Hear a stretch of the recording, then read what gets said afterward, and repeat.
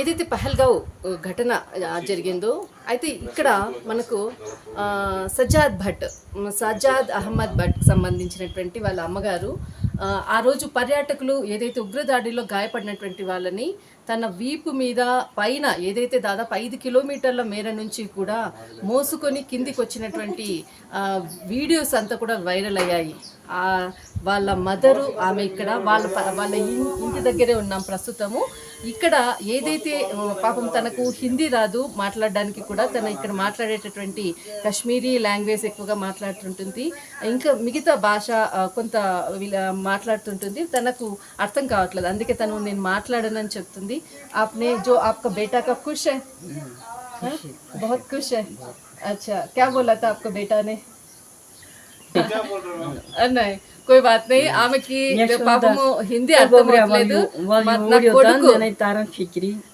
నా కొడుకు మీద చాలా సంతోషంగా ఉంది, చాలా మంది పర్యాటకులను కాపాడాడు అంటూ కూడా ఆ తల్లి చెప్తుంది. కానీ ఆమెకి భాష మాత్రం రాదు, బట్ ఆమె భావాన్ని మాత్రం అర్థం చేసుకోవచ్చు.